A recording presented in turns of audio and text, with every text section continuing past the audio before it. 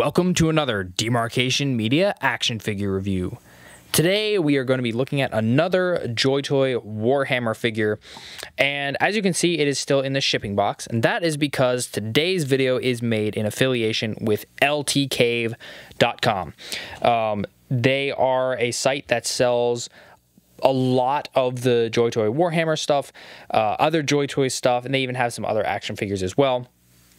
This is the first time I've gotten a package from them, so I wanted to do a little bit of a review of my experience getting a figure from them before we actually look at the figure, because I know that LT Cave has had a reputation, at least in the past, of things being shipped and damaged.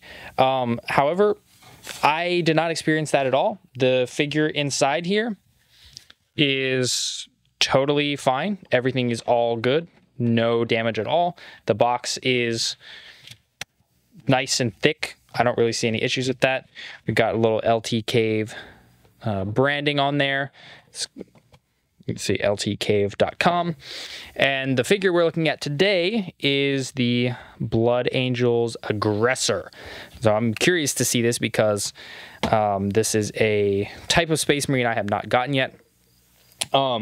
So if you want to get any JoyToy figures, I will have a link in the description as well as in the pinned comment and a discount code for you guys to use over on ltcave.com. So if you like this figure or any of the ones that I have reviewed, or even any of the other ones that I have not reviewed, head over there for that. Let's get in a little closer and take a look at this box. So this box is a fairly standard JoyToy box. It's all black. It's one of the slightly older ones, I guess. There was a wave or a couple waves that were like this. My 2.0 Ultramarines Intercessor had this same box design. We get to see just the figure, Blood Angels Aggressors. Although this guy's interesting because in a lot of places online, he's just listed as a Blood Angel, what do they call him? They might have just called him an Intercessor, like Blood Angels Intercessor Brother 04 or something like that, and he's very clearly an aggressor. Got some on the side, just some information on the back, some more shots of the figure. He is a very chonky boy, and that's about it. Comes shrink wrapped in the plastic, so you know it is a brand new figure when it is shrink wrapped that way. So we're just going to go ahead and slice this off. And yes, we are doing part of this at my work desk, just because I'm in the midst of moving, so I cannot fully set up all my lights at this moment.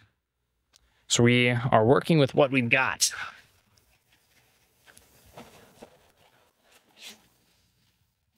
There he is. No loose extra pieces because he is so chonky that he really doesn't have any swappable parts. So let's go into the studio now and look at this guy up closer. Alrighty, there he is, all up close out of the package. And he is a very thick boy. Like he's really, really thick. Just for comparison, I wanted to drop in the only other Blood Angels figure that I have, which is the Veteran Leonatus. And you can see the difference, like the sheer bulk of the Aggressor is... I mean, this guy is intimidating as it is with the armor that he's got, but like, that is... Whew, that's a lot of armor. And then also, for comparison, I wanted to drop in the Ultramarines Honor Guard, just because he's also a different type of armor and is a little bit more interesting looking. They look pretty cool side by side. Again, he's a little bit dwarfed by the chonkiness of the Aggressor. He honestly is giving me like George vibes, like George from Halo Reach, just the way this armor is. If George were in Warhammer, I feel like he would use this armor. Now, there's a couple things that I wanted to talk about right off the bat, and one of them is the fact that because he's so chonky, he has some tolerance issues. For example, the ankles are quite loose.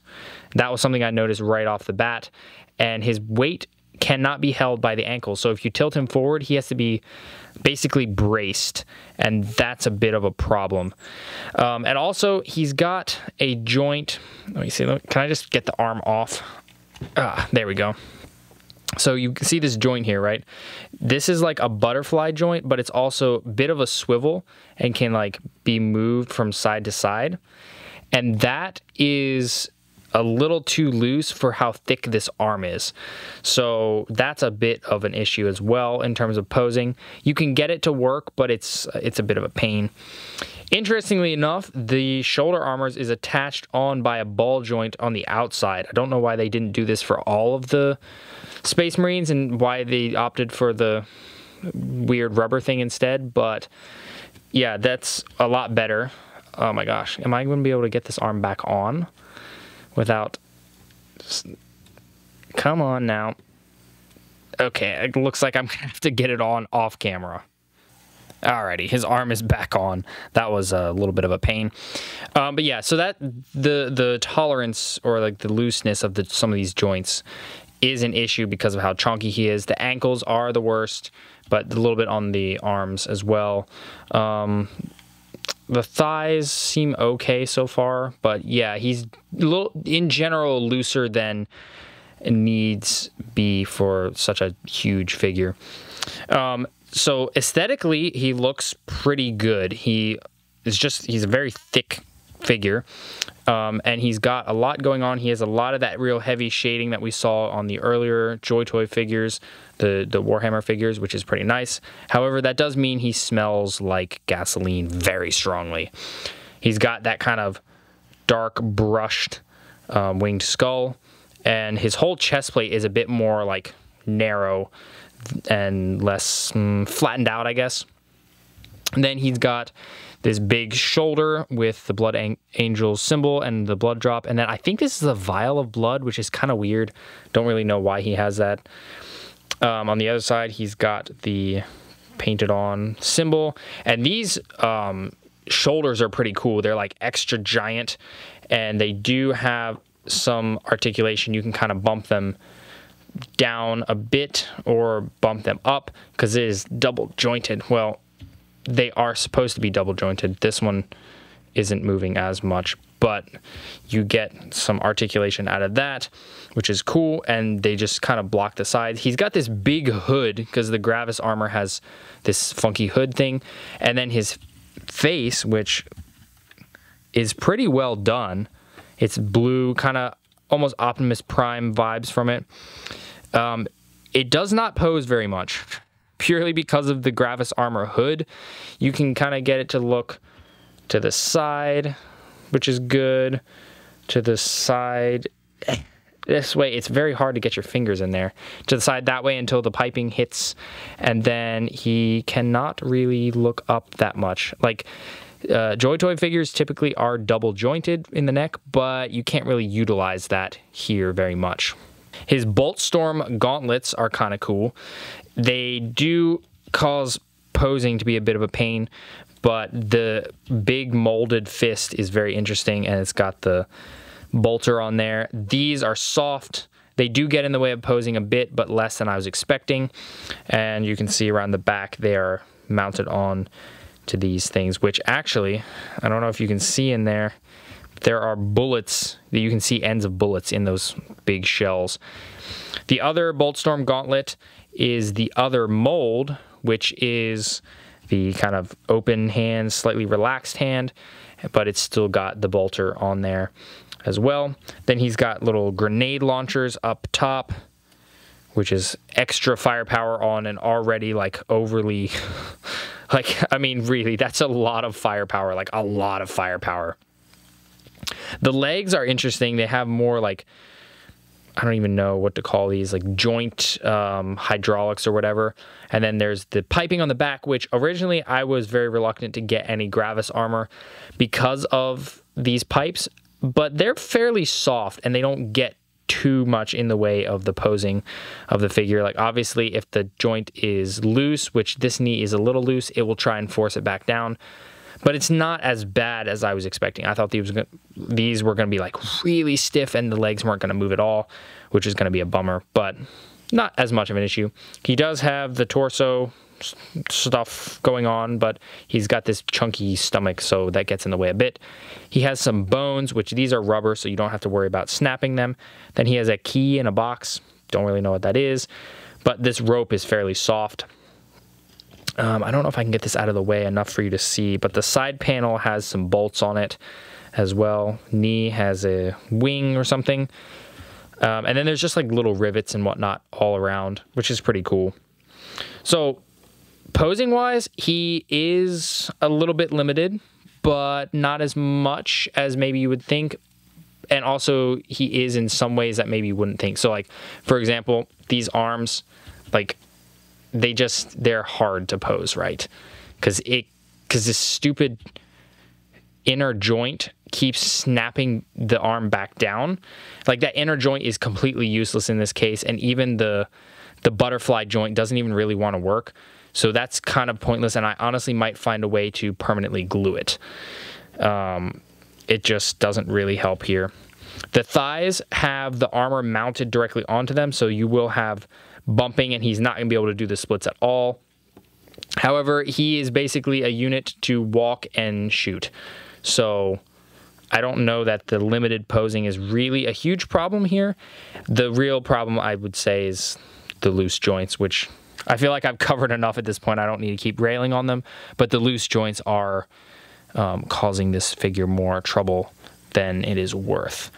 Visually, though, looks fantastic. Oh, these have like tiny bit of articulation. I don't really even know if that's purposeful articulation. I think that's just movement on the hinge. And these vents can move as well. They're kind of stubbier than the normal vents on the normal Ultramarine packs. So yeah, I mean, posing wise, you should be able to get what you want out of this guy, and he basically will just march forward and shoot things. So you shouldn't have too much trouble getting that. There are just some fiddly bits that you do need to be aware of. So how is the quality on this guy? I kind of wanted to start focusing on that as a little segment here in these JoyToy reviews, because quality with these things is pretty important, especially when you're paying $40 to $50 a figure. You want to be getting good quality. Paint-wise, it looks really good. I haven't seen anything paint-wise on here that makes me really go, oh my gosh, that's terrible. Why would they do that? So that's pretty good. There is some weird, let me see if I can get it on camera. There you go. You can see in that joint, there's some white caked up stuff that I don't know if is paint, like the wash brushing paint caked up or what, but that's a little bit like, hey, what's happening there? Again, I've beaten this horse to death, but we're just gonna hit it again because I feel like it falls a little bit into the quality. Loose joints, that needs to be covered. I mean, it's going to happen, but at the same time, I do think that they should pay attention to that, especially on chonkers like this dude.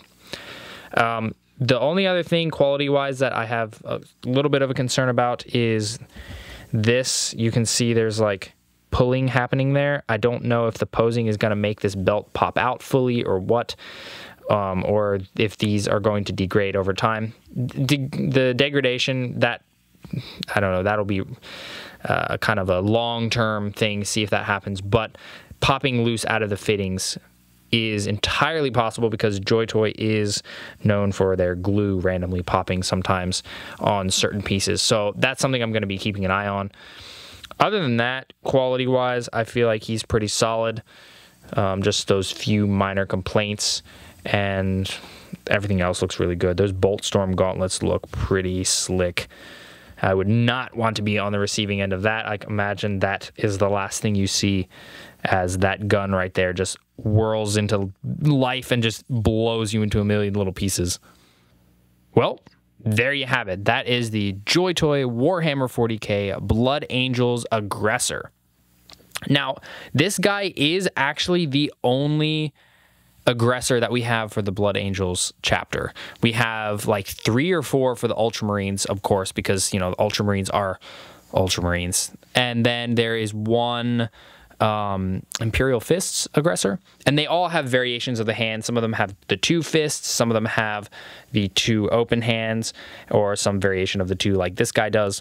So there are options out there. If this isn't the chapter that specifically interests you, you do have a couple other options in that regard.